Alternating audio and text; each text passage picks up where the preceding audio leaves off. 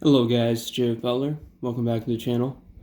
This is the second video in my 4 video build series. I mean, it's not really a series, it's just I made 4 vehicles at the same time. But yeah, this is the second video. This is the, you know, the popular Sd.Kfz 251/1 Ausf.D.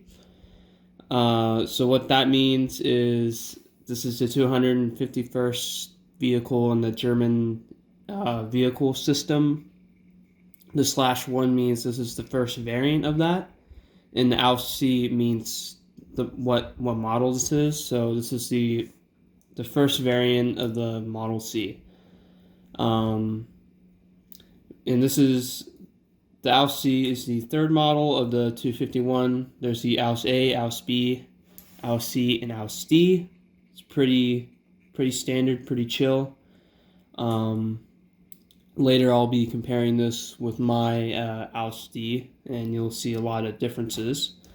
But yeah, this is I'd say one of the more popular vehicles that I designed. I did do a community post, and it got like an insane number of likes, simply because I showed the opening doors. So that's pretty cool. I mean, the opening doors is like a really cool feature,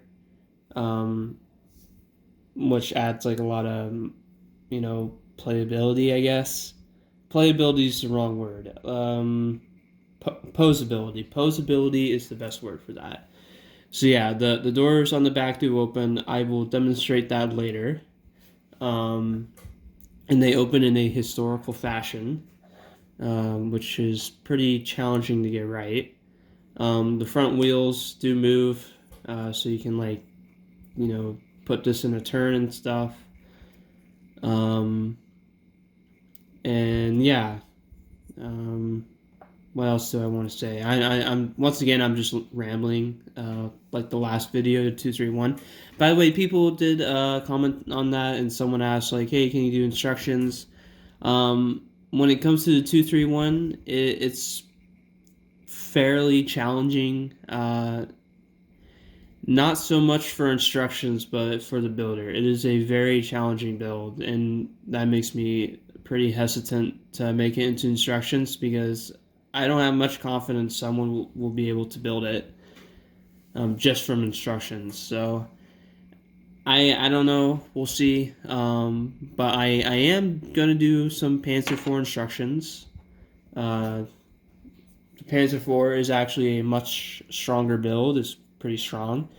And I already have the model set up in Studio to where I can make instructions. So expect that pretty soon. I think I'll put that at like $10 compared to the Tiger 2, which was $15. Originally, I had that as $25, which I know in hindsight was pretty ridiculous. But I think $15 for the Tiger 2 still pretty hefty compared to others, but I think it's fair. I'm not really super eager to sell instructions or anything. But yeah, I think for the Panzer IV it'll be $10. So yeah. And by the way, the Panzer IV video will be tomorrow. It will be after this one. But yeah, anyways, getting back to this model. So there's some stickers right here representing the windshield, the driver port and stuff like that.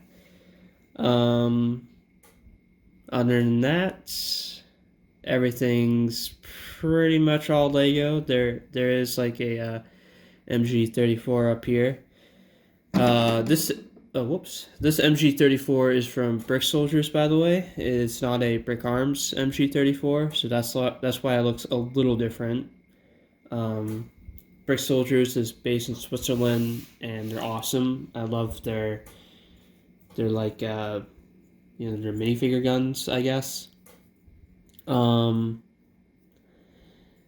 But yeah, anyways, this is 251. 251 just had a crazy number of variants, like 22 variants I can think of. Even more, like when you consider field modifications, and stuff like that. So this vehicle was incredibly modified throughout the war. Over 15,000 were built in all variants. The most numerous variant was the 251 Ausf.D, which was the simplified version of this. This is the Ausf.C, so this is more complex in comparison to the 251D, and you'll see that when I compare them. The 251D is definitely more simple than this. In terms of like variants and stuff, this thing mounted 20 millimeter flat guns, 37 millimeter anti-tank guns, flamethrowers, 81 millimeter mortars. Maybe not 81 millimeters. I might be wrong, but yeah, it mounted mortars. Um, Command variants, like variants equipped with extra radios, a variant equipped with a searchlight, an ambulance variant, and a variant with a 75 millimeter Pac 40. So it was just insane. Was it a good idea? Was it a good idea to get all those variants? Sure. Maybe not for the Pac 40 because I was probably too large for this chassis. I did read like the suspension couldn't handle it, etc., etc. So yeah. But yeah, this is a 251 Ausf.C. I'm gonna do comparisons with 3 other vehicles, and then that will be the review. So anyways, I will be right back. All right, hello guys, welcome back. So this is the comparison part of the video, but before we get to the comparisons, I just want to show off the posability. So I got some minifigures here for reference. These are the baddies in their winter camouflage. So yeah, you know, they're just chilling. And let's see if I can demonstrate this live. So we'll take this guy away, put this guy in the back. We gotta move his gun because there's minifigures can stand in the back, but they need to not have their guns touching the floor because it is still kind of limited back there. Alright, so we'll put him in there. Here, hold on. Alright, so I got 2 guys in the back. I got 1 guy on the machine gun. This is pretty much the most you can fit in there. You could probably fit 5 if you modified the sides and you put these guys on the sides, which is a pretty decent number. But anyways, so let's just pretend the half track stops, and the infantry needs to dismount. So we will just open the doors here. Okay, I do have to remove this guy, unfortunately. Whoops. But yeah, the doors do open as such. So there's 1 door, then here's the other door. Pretty reliable action. Nothing too crazy there. All right, so the door is open, and then you can have your guy, you know, get out like that, and then you can move up your next guy, and yada yada yada. So yeah, there you go. There's the doors opening. Minifigures can get out. There is a decent amount of room there. And let's just look at it from the side. So here's the half track, and there's the door opening from the side. You can pose the doors more. I just opened them in a pretty basic way. But yeah. And just showing that off a little bit more. You can see how I did that. I just used like 2 arms, and there's some monopods, as you can see. Once again, like the 231, this one relies on a lot of monopods to make this possible. I think you can definitely do this without monopods though. Unlike the 231, where that build like completely relies on monopods. I think I could redesign this to where there are no monopods used. But yeah, anyways, so there's that. So let's just take off these minifigures. And let's close the door. Closing is pretty basic. Just go like that. And over here, you just do the same thing. Now the doors, they don't close perfectly. Whoops. They don't close perfectly. There is some, they're not like totally flush with each other. But I still think that looks really good. And yeah, so the doors can close, and then you're back off to do some more half track stuff, infantry support, whatever. But yeah, anyways, let's get into comparisons. So the first comparison, and the most important, in my opinion, is my 251 Ausf.D. So there's the 251 Ausf.D. By the way, I do have a review video on this one if you want to go and check it out right after this. And yeah, but anyways, right away you can definitely see like some design differences. So like the gun shield on the top here is different. I think this one is definitely better because this one's using panels and this one's using like tiles and modified plates. And yeah, if we look at the side, kind of move it to the side here. So the 251 LC does have like a sloping bottom to it. The top and the bottom on the side slopes, while on the 251 LSD, only the top slopes and the bottom is flat. However, on the 251 LSD, like on the actual armor, it is sloping inside. It's just the side is covered by toolboxes, basically, by storage. So pretty much the same armor, but this is just simplified to have the whole side covered with storage. So yeah, anyways, getting into the rear, this is where you'll find the biggest difference. So on the 251 Ausf.D, they're trying to simplify production, so they just had the back just be a constant, just one constant slope all the way back. While on the 251 Ausf.C, it does slope back up. So that's a major difference right there, and that's how you can easily tell if you're looking at an Ausf.C or Ausf.D. And the doors on this one, you know, I designed this a while ago. They suck. They do work. They are there, but they suck, and it's very, very, very sad. Just give me a second here. I'm opening it. So yeah, there's the doors on the Ausf.D. It's very sad. It's very depressing.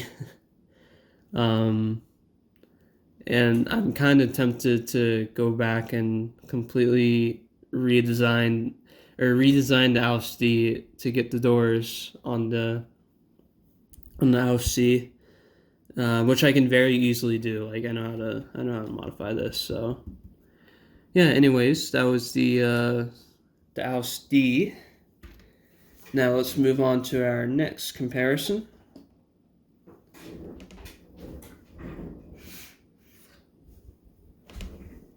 Alright, so the next comparison is Brick Factory Berlin's 251. I apologize right now. It is pretty dusty. This bad boy has been sitting on a shelf for many years now. It's been sitting on my shelf for so long that I think I'm gonna disassemble this soon because I just don't like this one. It's pretty inferior to my other 251s. Even my 251D I just showed you guys is superior to this. So yeah, I think I'm gonna get rid of this one soon. But anyways, so this is the 251D. It's not the C. But you can see what Brick Factory Berlin did, like the techniques they used. They're just using a lot of cheese slopes. Of course, I use cheese slopes, but I put them at a different angle. And yeah, you can just see like the different techniques. And here you can see the door. They do have an opening door on the back, but this is pretty fragile. So door does open. It is wider than my 251D, but once again, this is not. I don't think this is historical for the 251D. I think it's like the 251C where they open out horizontally. For a lack of a better way to describe that. But yeah, this is Brick Factory Berlin's 251 Ausf.D. It does have more room. I'll give them that. There is a lot of room in there to have a party and such. Definitely better to modify to like put in an anti-aircraft gun or something. But yeah, let's move on to our last comparison.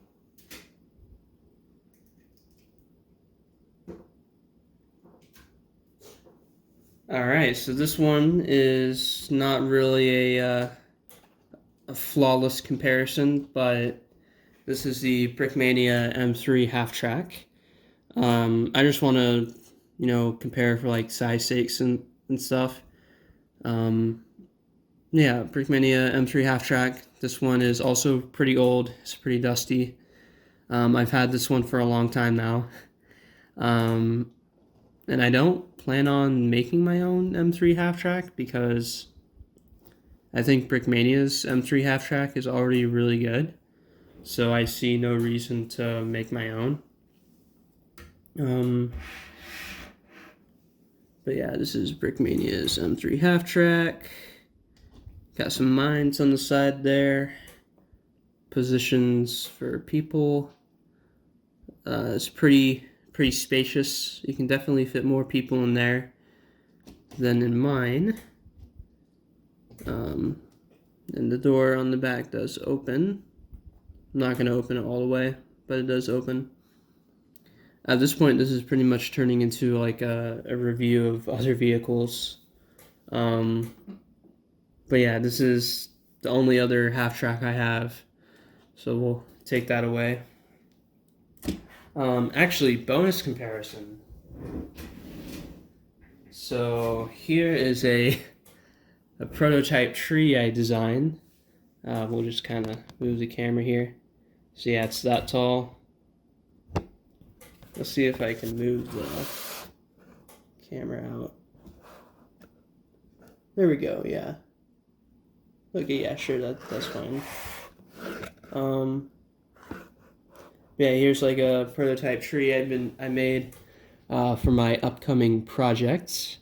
Not gonna say what it is. I mean, I've already told like a lot of people what it is, so it's not a big secret whatsoever. It's pretty easy to figure out. But yeah, there's a tree. Here's some guys. Yada yada yada doing stuff.